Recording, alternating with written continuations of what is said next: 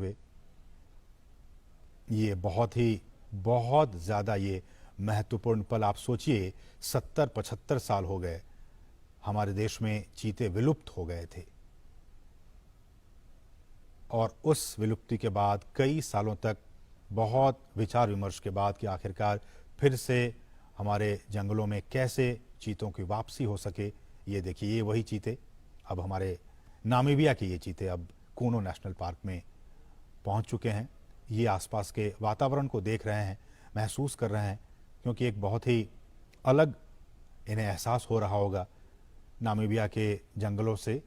अब ये सीधे भारत के जंगलों में कूनो नेशनल पार्क में अब ये पहुंच चुके हैं। प्रधानमंत्री इस बहुत ही महत्वपूर्ण क्षण का लुत्फ उठाते हुए और उन तस्वीरों को अपने कैमरे में कैद करते हुए, साथ में आपने देखा मध्य प्रदेश के मुख्यमंत्री शिवराज सिंह चौहान भी मौजूद थे। कुल 8 चीतों को हिंदुस्तान लाया गया है। जैसा कि हमने बताया कि इनमें 5 मादा चीता हैं और 3 नर चीता हैं।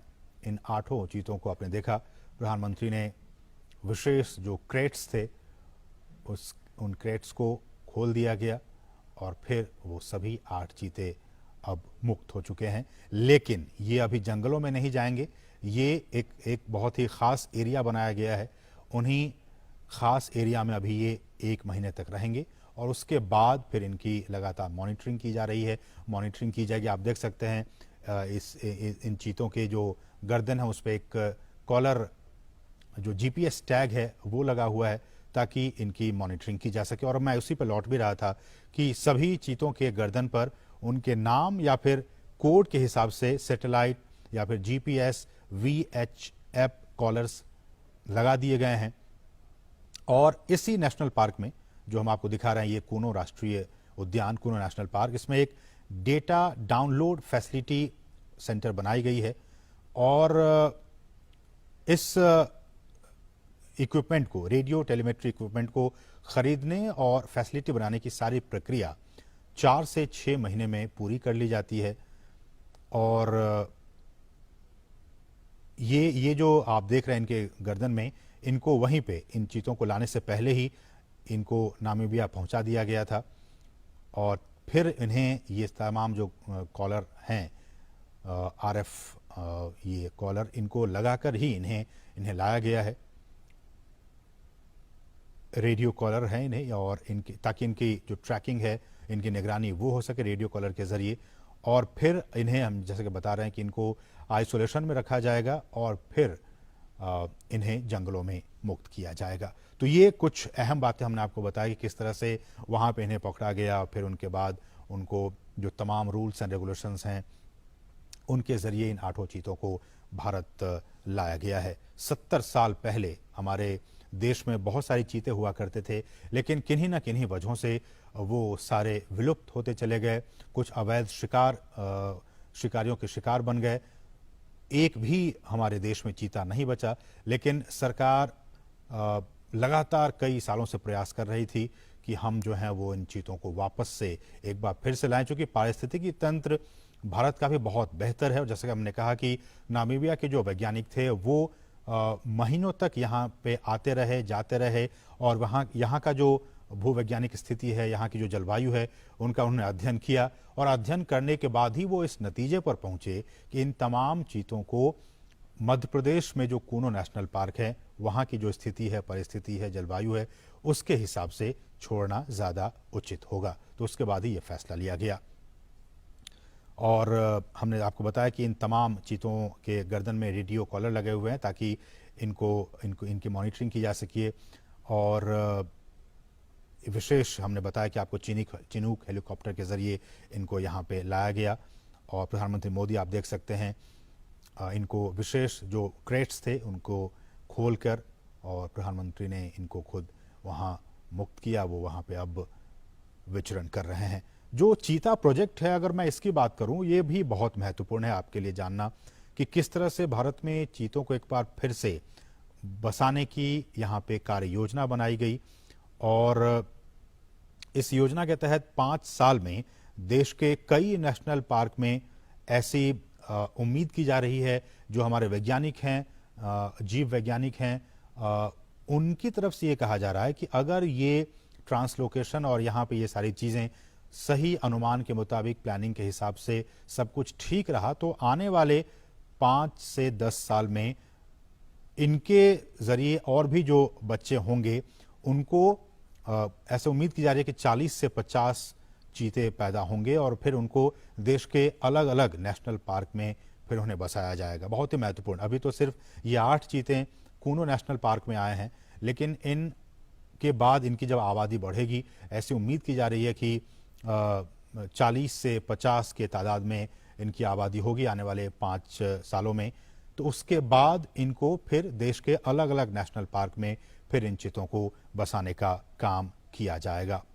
और इस कार्य योजना के जरिए जैसा कि हम कह रहे हैं कि भारत एक बार फिर दुनिया के सबसे तेज रफ्तार वाले जानवर चीता का घर अब बनने जा रहा है और भारत सरकार ने चीतों को फिर से देश के जंगलों में लाने का काम किया है, बहुत ही महत्वपूर्ण काम किया है। और प्रधानमंत्री जैसा कि आप देख सकते हैं कितने उत्साहित हैं, खुद कैमरे के जरिए उन तस्वीरों को कैद करने की कोशिश कर रहे हैं। प्रधानमंत्री खुद भी चीतों को देश में लाने और इसे बसाने में निजी, बिल्कुल पर्सनल लेवल पे निजी रुचि दिखा रहे थे और उसी का नतीजा है कि आज ये 8 चीते अब हिंदुस्तान की सरजमी पर पहुंच चुके हैं। ये हम आपको बताएं, चीता आपने भी देखा होगा तमाम टेलीविजनों के जरिए, नेशनल ज्योग्राफिक पे, एनिमल प्लैनेट चैनल पे, कि किस तरह से ये जंगलों में रहता है और ये एक मांसाहारी जानवर होता है। भारत से इसका लगभग 70-75 साल पहले खात्मा हो गया था और कहा जाता है कि अवैध शिकार जो रहा वो एक बहुत अहम वजह रहा इनके एक्सटिंक्ट होने के, इनके विलुप्त होने के। ज़्यादा शिकार और ये भी कहा जाता है कि जो चीतों का जो नेचुरल हैबिटेट था उनको भी काफ़ी नुकसान पहुंचा था, इसलिए धीरे धीरे विलुप्त हो गए। बहरहाल देश में चीतों को फिर से लाया गया है और हमारे जो जंगल हैं उनका जो इकोसिस्टम है, उनका जो पारिस्थितिकी तंत्र है, ये अब उनके लिए वरदान साबित हो सकता है। जैसा कि हम सभी जानते हैं कि ये जो जानवर है, ये जो चीता है, वो खुले मैदानों में रहते हैं। उनका आवास मुख्य रूप से वहीं होता है जहां उनके लिए शिकार अच्छी खासी तादाद में मौजूद होते हैं। घास के मैदान हो, झाड़ियां हो, खुले जंगल हो, अर्ध शुष्क वातावरण और थोड़ा सा ज़्यादा तापमान उनके लिए सही होता है। तो थोड़ा ज़्यादा तापमान हो, हम जानते हैं कि मध्य प्रदेश का ये इलाका ज़्यादा तापमान इनका रहता है यहाँ पे 12 महीने, इसलिए भी हमारे जो वैज्ञानिक हैं उन्होंने कहा कि ये काफ़ी उचित होगा यहाँ पे इन्हें रखना। घास के मैदान हैं, झाड़ियाँ हैं, खुले जंगल हैं, ये तमाम चीज़ें इनके अनुकूल हैं इनको यहाँ पे रखने के लिए, इसलिए यहाँ पे इन्हें लाया गया। चीतों को बचाने के लिए उनके शिकार करने के आधार, उनको हमें बचाने की ज़रूरत है। उनके शिकार के आधार करने के आधार को हमें बचाना होगा, जिसमें कुछ खतरे में पड़ी प्रजातियां भी शामिल हैं, बल्कि घास के मैदानों की जो दूसरी अन्य लुप्त प्राय प्रजातियां हैं और खुले वनों का जो इकोसिस्टम है, जो पारिस्थितिकी तंत्र है, उन्हें भी हमें बचाना होगा। जिस बेस पे हम वही कह रहे हैं कि जिस बेस पे, जिस आधार पे ये तमाम चीते यहाँ जिंदा रहेंगे, यहाँ रहेंगे, उस बेस को भी, उस आधार को भी हमें बचा कर रखना होगा, तभी तो ये उस इकोसिस्टम में आराम से रह पाएंगे। इसलिए भी हम बार बार ये कह रहे हैं और सरकार भी कह रही है कि उस सिस्टम को, उस बेस को हमें बचा कर रखना होगा। चीतों को वापस लाने से देश में खुले जो जंगल हैं उनको बचाने के काम को भी अब काफ़ी मजबूती मिलेगी। और ये भी देखा गया कि बड़े जो मांसाहारी जानवरों में मानव जो इंटरेस्ट है, ह्यूमन इंटरेस्ट, मानव हितों के साथ संघर्ष चीतों में सबसे कम पाया जाता है। दूसरे जो ऐसे वाइल्ड एनिमल्स होते हैं उनके साथ मैन एनिमल कॉन्फ्लिक्ट होते रहते हैं, अक्सर होते रहते हैं, लेकिन चीतों के साथ ऐसा नहीं है। चीतों के साथ जो मैन एनिमल कॉन्फ्लिक्ट है वो बाकी जो ऐसे एनिमल्स हैं, वाइल्ड एनिमल्स हैं, उनके मुकाबले काफ़ी कम ऑब्जर्व किया गया है, काफ़ी कम देखा गया है। वो सामान्यतया मनुष्यों के लिए खतरा नहीं होते हैं और जो बड़े पशु हैं उन पे भी वो सामान्यतया हमला नहीं करते हैं। और wild life trust of India ने इसकी शुरुआत की थी कि किस तरह से इसको लाया जाए और दुनिया भर के विशेषज्ञों, पर्यावरण, वन और जलवायु परिवर्तन मंत्रालय सहित भारत सरकार के कई अधिकारियों, राज्य सरकार के अधिकारियों ने इसके लिए कई दौर की बैठकें की। भारत सरकार के अधिकारी, मध्य प्रदेश सरकार के अधिकारी, वन विभाग के अधिकारी, नामीबिया से जुड़े अधिकारी, इन तमाम अधिकारियों की कई महीनों से लगातार बैठकें हो रही थी ताकि ये सारा जो काम है वो बहुत ही इजी वे में हो सके। और इसके लिए जो साइट सर्वे का काम है उसका फैसला लिया गया था। और हालांकि इसके बाद ये भी खबरें आई कि वैसे राज्यों में इन्हें छोड़ा जाए जहां की पहले से चीता पाए जाते थे और उन्हें ही प्रायोरिटी बेसिस पर उन राज्यों को सिलेक्ट किया जाए। तो उसके बाद नाम आया, गुजरात का नाम आया, राजस्थान का नाम आया, छत्तीसगढ़ का नाम आया, मध्य प्रदेश का नाम आया कि ये ऐसे राज्य हैं जहां की आज से 70 साल पहले चीता पाए जाते थे।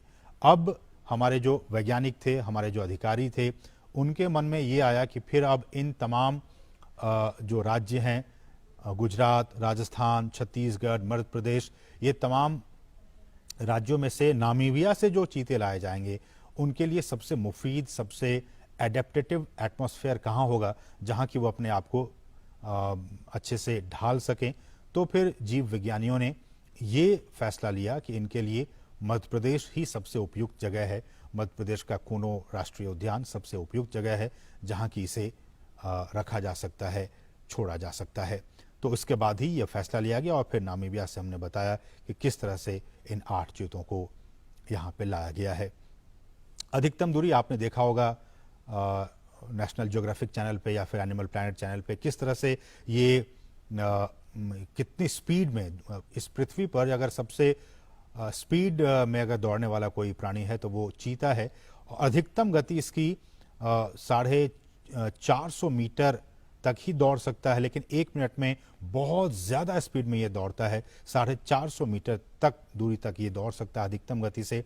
और कहा जाता है कि दौड़ने के दौरान चीते के शरीर का जो तापमान है वो काफ़ी ज़्यादा बढ़ जाता है, इसलिए ये बहुत दूर तक नहीं दौड़ पाते हैं। बहुत स्पीड में दौड़ पाते हैं लेकिन बहुत दूर तक नहीं दौड़ पाते हैं, क्योंकि इससे इनके शरीर का जो हीट है वो काफ़ी बढ़ जाता है। और कहा जाता है कि जो तापमान है इनके शरीर का वो करीब 2.5 डिग्री सेल्सियस तक बढ़ जाता है। और ऐसे में जो इनका जो दिमाग होता है, ब्रेन, वो इस बढ़ी हुई गर्मी को सहन नहीं कर पाता है, झेल नहीं पाता है और वो अचानक ही दौड़ना बंद कर देता है। आपने देखा होगा तमाम जो प्रोग्राम्स बनते रहते हैं उसके ज़रिए, और ये 1 मिनट तक किसी भी शिकार का पीछा करता है और अगर वो नहीं मार पाता है तो फिर ये उसका पीछा करना छोड़ देता है। तो ये कुछ अहम बातें, हालांकि आप इसके बारे में जानते होंगे। एक बार फिर से हम आपको बता दें कि ये जो चीते लाए गए हैं उनमें से 3 नर हैं और 5 मादा हैं। 2 नर चीतों की उम्र जो है वो 5.5 साल के आसपास है और कहा जाता है कि दोनों भाई हैं। इनमें भी काफ़ी कुछ ये बातें काफ़ी महत्वपूर्ण रखती हैं कि इनके आपस के संबंध कैसे हैं। कई बार ये आपस में एक दूसरे को भी दुश्मन समझ बैठते हैं। तो कहा जा रहा है कि जिन चीतों को लाया गया उसमें से 2 जो नर हैं वो आपस में भाई हैं और दोनों नामीबिया के ओडजीवारेंगो, अगर मैं प्रोनाउंसिएशन ठीक से नहीं कर पा रहा हूँ तो मुझे माफ़ कीजिएगा, ओडजीवारेंगो स्थित जो निजी रिजर्व फॉरेस्ट हैं वहाँ से इन दोनों भाइयों को लाया गया है। 2 नर चीतों को लाया गया है। जो तीसरा नर है उसकी उम्र 4.5 साल है। इसका मतलब कि ये जो 2 नर हैं जिनकी उम्र 5.5 साल, उनसे ये थोड़ा छोटा है, 4.5 साल इसकी उम्र है और इसे नामीबिया के एरिंडी प्राइवेट गेम रिजर्व से लाया गया है। और 5 मादा चीतों में से एक 2 साल का है, 2 साल की है, एक 2.5 साल की है, एक 3 से 4 साल की, तो 2 जो है वो 5-5 साल की हैं। तो 2 जो मादा चीता है वो 5-5 साल की उनकी उम्र है और एक 2 साल की है, एक 2.5 साल की और एक जो है वो 3 से 4 साल के बीच की इनकी उम्र है। और जैसा कि हमने कहा कि ये 30 दिनों तक पीएम मोदी ने 3 चीतों को पार्क में छोड़ दिया है। ये हम आपको ताज़ा अपडेट बता रहे हैं। 8 में से 3 चीतों को पार्क में छोड़ा जा चुका है। प्रधानमंत्री नरेंद्र मोदी ने बाड़े में छोड़े गए इन चीतों की तस्वीरें ली, आपने देखा इन तस्वीरों के जरिए। और कूनो जबकि अब ये पहुंच चुके हैं, 30 दिनों तक ये क्वारंटीन रहेंगे और उसके बाद फिर उनके स्वास्थ्य और बाकी जो एक्टिविटीज़ हैं उन पर लगातार नज़र रखी जा रही है, आगे भी नज़र रखी जाएगी। और अगर इन 30 दिनों तक सब कुछ ठीक रहा तो फिर इन 8 चीतों को जंगल में छोड़ दिया जाएगा। और कूनो, ये भी जैसा कि हमने कहा कि चीतों के लिए कूनो नेशनल पार्क क्यों ही इसी पार्क को क्यों चुना गया, हालांकि हमने कहा कि गुजरात भी पहले वहाँ पे चीते पाए जाते थे और बाकी जो राज्य मध्य प्रदेश की बात हो, छत्तीसगढ़ की बात हो, ये सारे क्लाइमेट के हिसाब से, इनके रहन सहन के हिसाब से वो सारी चीज़ें मुफीद थी, लेकिन बावजूद इसके कूनो नेशनल पार्क क्यों चुना गया। तो ऐसा कहा जाता है कि करीब 1 दशक पहले गिर के जो एशियाई शेर हैं उनको यहाँ तैयार किया गया था लाने के लिए। हालांकि इन शेरों को यहाँ नहीं लाया जा सका और कहा जाता है कि स्थानांतरण की सारी तैयारियां भी पूरी हो गई थी।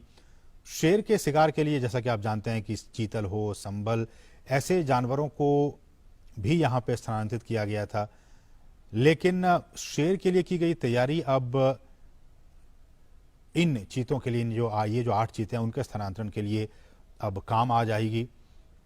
और मध्य प्रदेश सरकार भी काफ़ी एक्टिव थी। उन्होंने कूनो के अलावा मध्य प्रदेश के ही नौरादेही वन्य अभ्यारण्य हो या फिर राजस्थान में भैंसोड़गढ़ हो वन्य जीव परिसर, इन तमाम राज्य सरकारों की तरफ से भी वैज्ञानिक आकलन कराया गया था और आकलन के बाद ही कूनो नेशनल पार्क में इन्हें छोड़ने का फैसला लिया गया।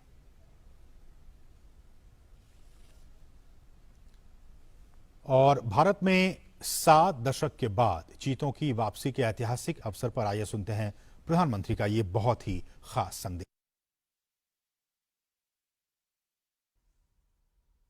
नमस्कार मेरे प्यारे देशवासियों, मानवता के सामने ऐसे अवसर बहुत कम आते हैं जब समय का चक्र हमें अतीत को सुधार कर नए भविष्य के निर्माण का मौका देता है। आज सौभाग्य से हमारे सामने एक ऐसा ही क्षण है। दशकों पहले जैव विविधता की सदियों पुरानी जो कड़ी टूट गई थी, विलुप्त हो गई थी, आज हमें उसे फिर से जोड़ने का मौका मिला है। आज भारत की धरती पर चीता लौट आए हैं और मैं ये भी कहूंगा कि इन चीतों के साथ ही भारत की प्रकृति प्रेमी चेतना भी पूरी शक्ति से जागृत हो उठी है।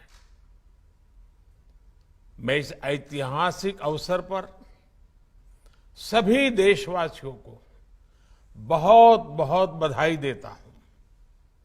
विशेष रूप से मैं हमारे मित्र देश नामीबिया और वहां की सरकार का भी धन्यवाद करता हूं, जिनके सहयोग से दशकों बाद चीते भारत की धरती पर वापस लौटे हैं। मुझे विश्वास है ये चीते न केवल प्रकृति के प्रति हमारी जिम्मेदारियों का बोध कराएंगे, बल्कि हमारे मानवीय मूल्यों और परंपराओं से भी अवगत कराएंगे। साथियों, जब हम अपनी जड़ों से दूर होते हैं तो बहुत कुछ खो बैठते हैं। इसलिए ही आजादी के इस अमृत काल में हमने अपनी विरासत पर गर्व और गुलामी की मानसिकता से मुक्ति जैसे पंच प्राणों के महत्व को दोहराया है। पिछली सदियों में हमने वो समय भी देखा है जब प्रकृति के दोहन को शक्ति प्रदर्शन और आधुनिकता का प्रतीक मान लिया गया था। 1947 में जब देश में केवल आखिरी 3 चीते बचे थे तो उनका भी साल के जंगलों में निष्ठुरता और गैर जिम्मेदारी से शिकार कर लिया गया। ये दुर्भाग्य रहा कि हमने 1952 में चीतों को देश से विलुप्त तो घोषित कर दिया, लेकिन उनके पुनर्वास के लिए दशकों तक कोई सार्थक प्रयास नहीं हुआ। आज आजादी के अमृतकाल में अब देश नई ऊर्जा के साथ चीतों के पुनर्वास के लिए जुट गया है। अमृत में तो वो सामर्थ्य होता है जो मृत को भी पुनर्जीवित कर देता है। मुझे खुशी है कि आजादी के अमृत काल में कर्तव्य और विश्वास का ये अमृत हमारी विरासत को, हमारी धरोहरों को और अब चीतों को भी भारत की धरती पर पुनर्जीवित कर रहा है। इसके पीछे हमारी वर्षों की मेहनत है। एक ऐसा कार्य राजनीतिक दृष्टि से जिसे कोई महत्व नहीं देता, उसके पीछे भी हमने भरपूर ऊर्जा लगाई। इसके पीछे एक विस्तृत चीता एक्शन प्लान तैयार किया गया। हमारे वैज्ञानिकों ने लंबी रिसर्च की, साउथ अफ्रीकन और नामीबियाई एक्सपर्ट के साथ मिलकर काम किया। हमारी टीम्स वहां गई, वहां के एक्सपर्ट भी भारत आए। पूरे देश में चीतों के लिए सबसे उपयुक्त क्षेत्र के लिए वैज्ञानिक सर्वे किए गए और तब कूनो नेशनल पार्क को एक शुभ शुरुआत के लिए चुना गया। और आज हमारी वो मेहनत परिणाम के रूप में हमारे सामने है। साथियों, ये बात सही है कि जब प्रकृति और पर्यावरण का संरक्षण होता है तो हमारा भविष्य भी सुरक्षित होता है, विकास और समृद्धि के रास्ते भी खुलते हैं। कूनो नेशनल पार्क में जब चीता फिर से दौड़ेंगे तो यहां का ग्रासलैंड इकोसिस्टम फिर से रिस्टोर होगा, बायोडायवर्सिटी और बढ़ेगी। आने वाले दिनों में यहां इको टूरिज्म भी बढ़ेगा, यहां विकास की नई संभावनाएं जन्म लेगी, रोजगार के अवसर बढ़ेंगे। लेकिन साथियों, मैं आज आपसे सभी देशवासियों से एक आग्रह भी करना चाहता हूं। कूनो नेशनल पार्क में छोड़े गए चीतों को देखने के लिए देशवासियों को कुछ महीने का धैर्य दिखाना होगा, इंतजार करना होगा, सहयोग करना होगा। आज ये चीते मेहमान बनकर आए हैं, इस क्षेत्र से अनजान है। कूनो नेशनल पार्क को ये चीते अपना घर बना पाए, इसके लिए हमें इन चीतों को भी कुछ महीने का समय देना होगा। अंतर्राष्ट्रीय गाइडलाइंस पर चलते हुए भारत इन चीतों को बसाने की पूरी कोशिश कर रहा है। हमें अपने प्रयासों को विफल नहीं होने देना है। साथियों, दुनिया आज जब प्रकृति और पर्यावरण की ओर देखती है तो सस्टेनेबल डेवलपमेंट की बात करती है, लेकिन प्रकृति और पर्यावरण, पशु और पक्षी भारत के लिए एक केवल सस्टेनेबिलिटी और सिक्योरिटी के विषय ही सिर्फ है ऐसा नहीं है। हमारे लिए ये हमारी सेंसिबिलिटी और स्पिरिचुअलिटी का भी आधार है। हम वो लोग हैं जिनका सांस्कृतिक अस्तित्व सर्वम खल्विदम ब्रह्म इस मंत्र पर टिका हुआ है। अर्थात संसार में पशु, पक्षी, पेड़, पौधे, जड़, चेतन जो कुछ भी है वो ईश्वर का ही स्वरूप है, हमारा अपना ही विस्तार है। हम वो लोग हैं जो कहते हैं परम परोपकारार्थम यो जीवति सह जीवति, अर्थात खुद के फायदे को ध्यान में रख करके जीना वास्तविक जीवन नहीं है। वास्तविक जीवन वो जीता है जो परोपकार के लिए जीता है। इसलिए हम जब खुद भोजन करते हैं उसके पहले पशु पक्षियों के लिए अन्न निकालते हैं। हमारे आसपास रहने वाले छोटे से छोटे जीव की भी चिंता करना हमें सिखाया जाता है, बचपन से सिखाया जाता है। हमारे संस्कार ऐसे हैं कि कहीं अकारण किसी जीव का जीवन चला जाए तो हम अपराध बोध से भर जाते हैं। फिर किसी पूरी जीव जाति का अस्तित्व ही अगर हमारी वजह से मिट जाए, ये हमें कैसे स्वीकार हो सकता है? आप सोचिए, हमारे यहां कितने ही बच्चों को ये पता तक नहीं होता है कि जिस चीता के बारे में सुनकर वो बड़े हो रहे हैं वो उनके देश से पिछली शताब्दी में ही लुप्त हो चुके हैं। आज अफ्रीका के कुछ देशों में और ईरान में चीता पाए जाते हैं, लेकिन भारत का नाम उस लिस्ट से बहुत पहले हटा दिया गया था। आने वाले वर्षों में बच्चों को इस विडंबना से नहीं गुजरना पड़ेगा। मुझे विश्वास है वो चीता को अपने ही देश में कूनो नेशनल पार्क में दौड़ता देख पाएंगे।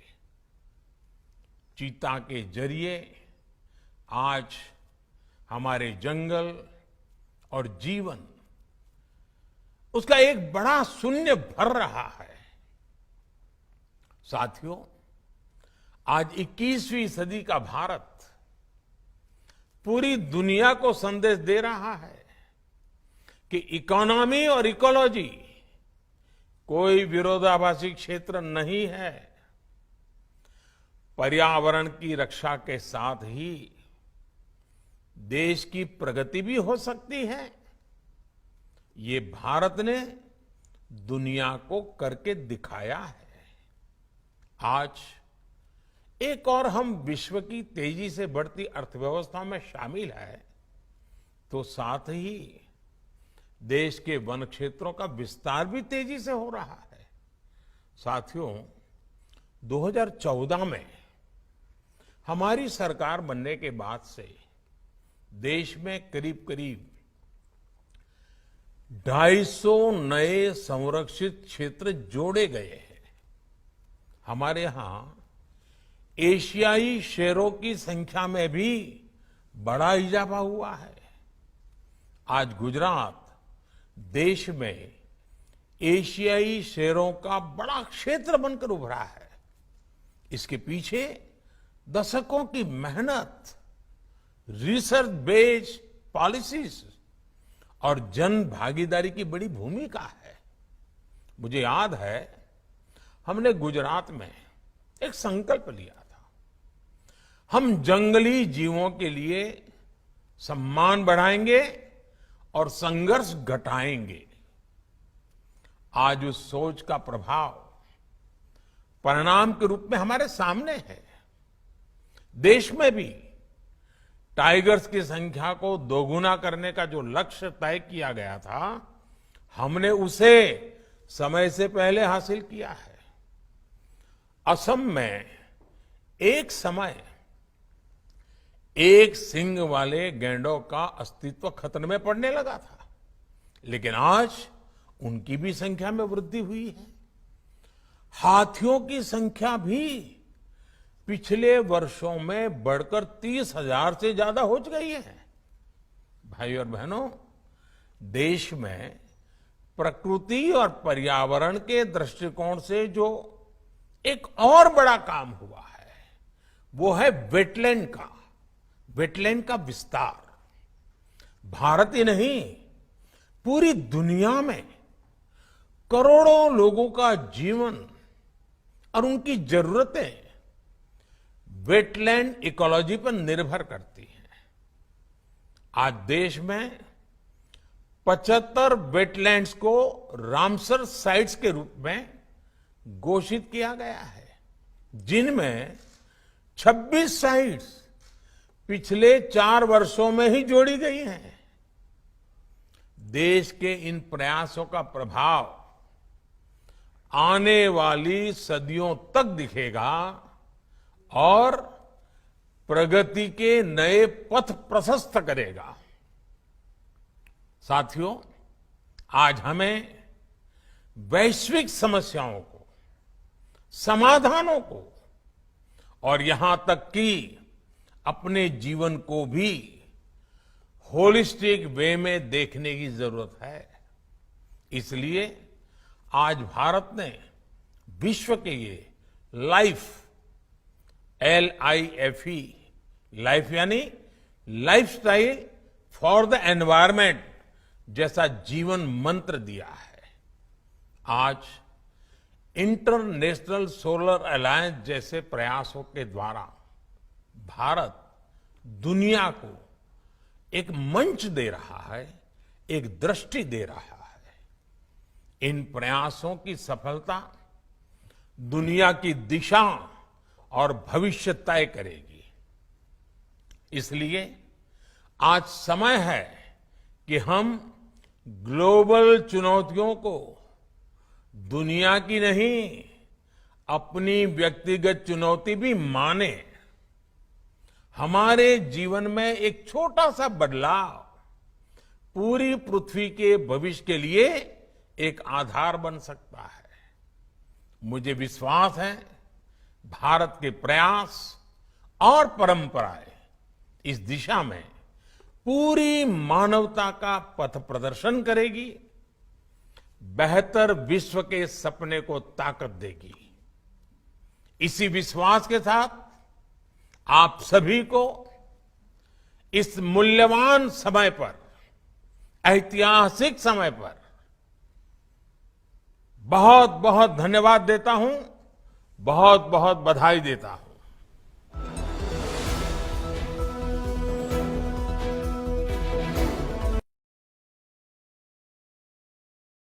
Honorable Prime Minister Modi ji for his inaugural address.